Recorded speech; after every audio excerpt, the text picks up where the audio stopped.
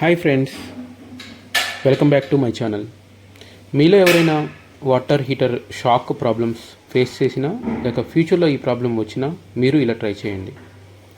Water heater on చేసి చూస్తే దీనికి ఉన్న ఇన్లెట్ పైప్స్ అండ్ అవుట్లెట్ పైప్స్లో పవర్ సప్లై అవుతుంది. అలానే స్టీల్ ట్యాప్ యూస్ చేయడం వల్ల అది కూడా షాక్ కొడుతుంది. అంతేకాదు, ట్యాప్లో వస్తున్న వాటర్లో కూడా పవర్ సప్లై అవుతుంది. ఇంకా క్లియర్గా వింటే హీటర్లోంచి సౌండ్ కూడా బాగా ఎక్కువ వస్తుంది. నేను వెంటనే కాస్త గూగుల్ చేసి ఫిల్మెంట్ పోయి ఉండొచ్చని ఒక ఐడియాకి వచ్చాను.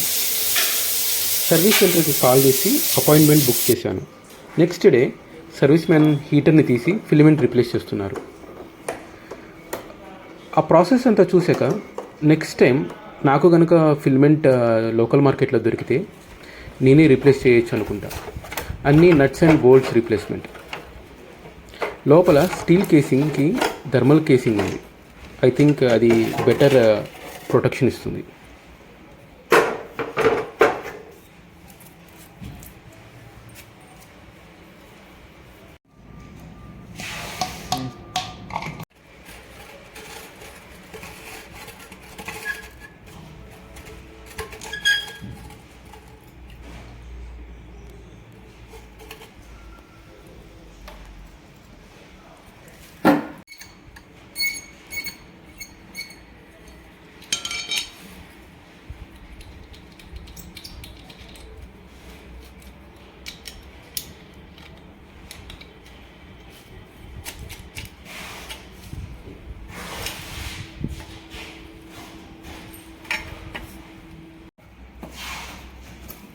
ఫిల్మెంట్ బాగా పాడైనట్టుంది. ఇక్కడ మా వాటర్లో సాల్ట్ కంటెంట్ చాలా ఎక్కువ, సో అందుకే 5 yearsలో డ్యామేజ్ అయింది. సర్వీస్ మ్యాన్ ఏమంటున్నాడంటే మంచి వాటర్ అయితే 7 to 10 years వరకు ఏం ప్రాబ్లం రాదని.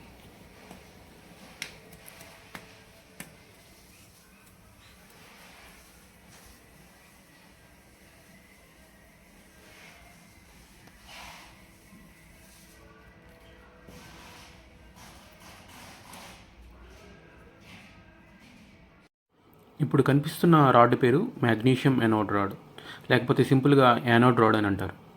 ఇది వాటర్ హీటర్ లోపల ఉన్న మెటల్ లేదా స్టీల్ని కాపాడుతుంది. ఇది కరోషన్ అనగా తుప్పుపట్టే ఎలిమెంట్స్ని గ్రహించుకొని ఇది స్లోగా కరిగిపోతుంది. సో మనకేమవుతుందంటే ఇన్సైడ్ ఉన్న స్టీల్ కేసింగ్ లైఫ్ బాగా పెరుగుతుంది. పైన పిక్చర్లో చూపించినట్టు ఈ రాడ్ పార్షియల్ అంటే పాక్షికంగా పాడైంది. సర్వీస్ చేయడానికి వచ్చిన అతను ఇది ఇంకా మనకి 2 to 3 years పని చేయొచ్చు అని చెప్పాడు.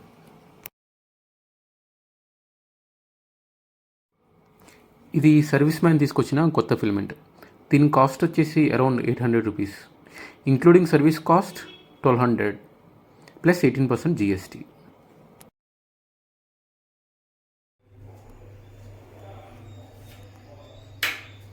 కొత్త ఫిల్మెంట్ సెట్ చేశాక టెస్ట్ చేస్తున్నా.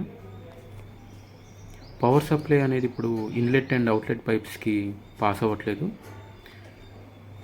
నేను అబ్జర్వ్ చేసింది ఏంటంటే ఇప్పుడు వాటర్ చాలా ఫాస్ట్గా హీట్ అవుతుంది.